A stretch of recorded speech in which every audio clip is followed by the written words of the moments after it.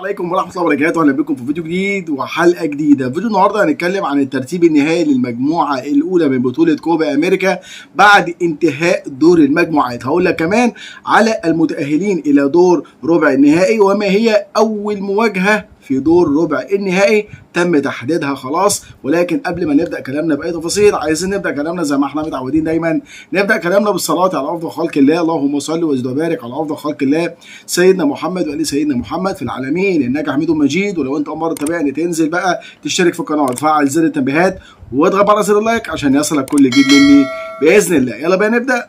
يلا بينا.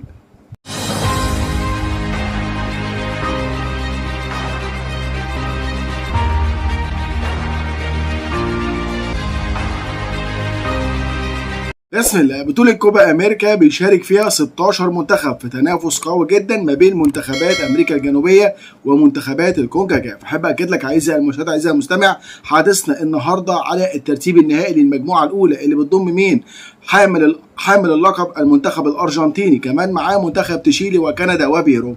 ايه اللي حصل من نتائج من بدايه من الجوله الاولى حتى الجوله الثالثه؟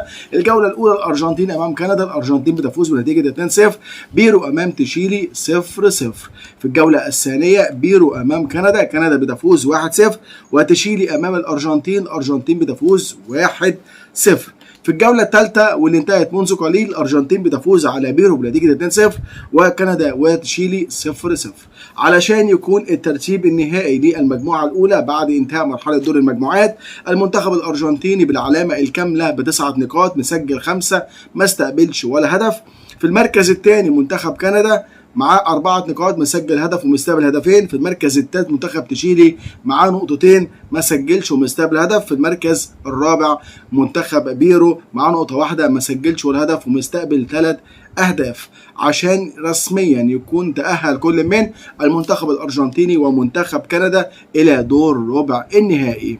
حابب أكد لك عزيزي المشاهد عزيزي المستمع متصدر المجموعة الأولى هيلعب مع تاني المجموعة الثانية، ووصيف او تاني المجموعه الاولى هيلعب مع متصدر المجموعه الثانيه. غدا عندنا مباراتين في المجموعه الثانيه، جامايكا امام فنزويلا الساعه 3 صباحا، والمكسيك امام الاكوادور ايضا الساعه 3.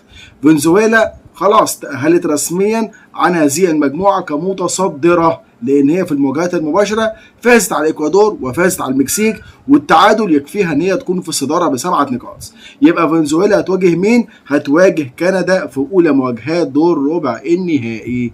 لقاء عايز اقول غير متوقع بالمره، يعني المكسيك والاكوادور احد المنتخبين اللي هيكون للحظ والنصيب ان هو يقابل المنتخب الارجنتيني. الاكوادور تحتاج للفوز او التعادل، المكسيك عشان تلعب الارجنتين تحتاج للمكسب غدا عشان تواجه المنتخب الارجنتيني، عشان نعرف ما هو المنافس للمنتخب الارجنتيني في مرحله دور ربع النهائي. توقعاتكم يا شباب ايه اللي ممكن يحصل من نتائج للمجموعه الثانيه، ومن الاقرب للوصول الى المباراه النهائيه؟ في النهايه بشكر اخواتي واصدقائي على المتابعه، بشكرك جدا جدا من قلبي، والسلام عليكم ورحمه الله وبركاته.